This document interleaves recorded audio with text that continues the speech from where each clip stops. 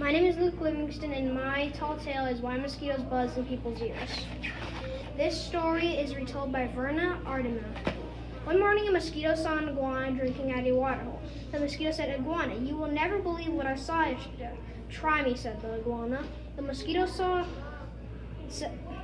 said, "I saw a farmer digging yams that were almost as big as I am." "What's a mosquito compared to a yam?" snapped the iguana grumpily. "I would rather be deaf than listen to such nonsense." Then he stuck two sticks in his ears and went off, meck, meck, meck, meck, through the reeds. The iguana was still grumbling to himself when he happened to pass by a python. The big snake raised his head and said, "Good morning, iguana." The iguana did not answer, but lumbered on, bobbling his head, "Bat-am, bat-am." "Now why won't he speak to me?" said the python to himself.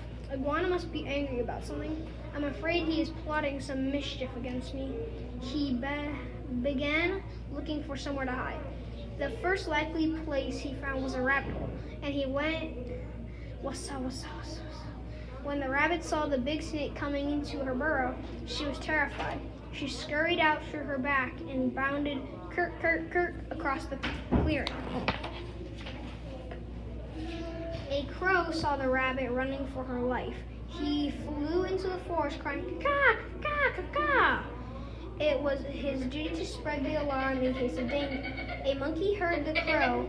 He was sure that some dangerous beast was prowling near. He began screeching and leaping hilly-will through the trees, help to warn the other animals. As the monkey was crashing through the treetops, he happened to land on a dead limb. It broke and fell on Owl's nest, killing one of the owlets. Mother Owl was not home, for though she usually hunted only at night, this morning she was still out searching for one more tidbit to satisfy her hungry babies.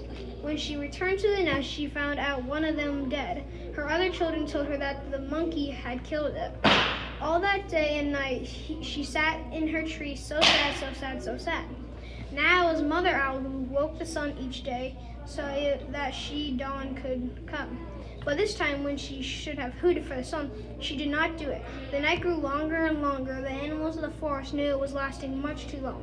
They feared the sun would never come back.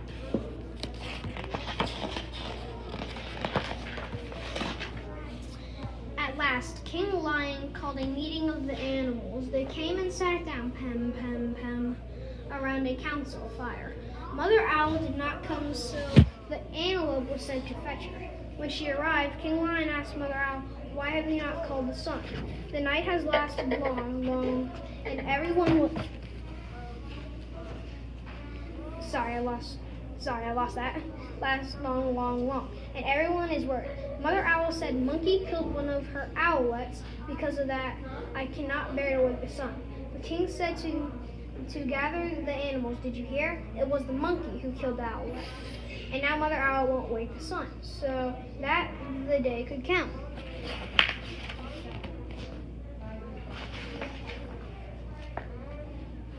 Then King Lion called the monkey. He came before him nervously, dancing from side to side. "Rim, rim, rim, rim." "Monkey," said the king, "why did you kill one of Mother Owl's babies?" "Oh, king," said the monkey, "it was the crow's fault. He was calling and calling to warn us of danger, and I went leaping through the trees to help. The limb broke under me, and it fell on the owl's nest."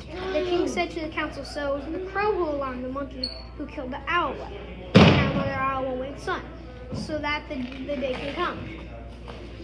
Then the king called for the crow. A big bird came flapping up. He said, "King Lion, it was the rabbit's fault.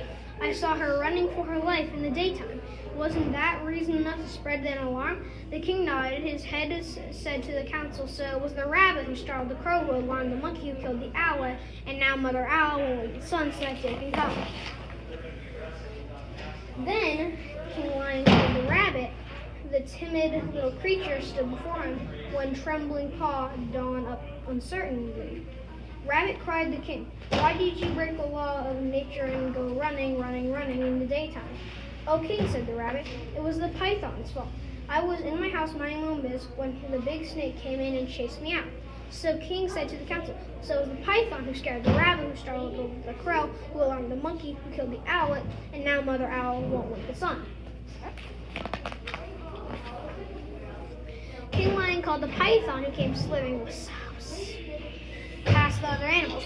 But King, he cried, it was the iguana's fault. He wouldn't speak to me, and I thought he was plotting some mischief against me. When I crawled into the rabbit's hole, I was only trying to hide. The king said to the council, so it was the iguana who frightened the python, who scared the rabbit, who startled the crow, who alarmed the monkey, who killed the owl.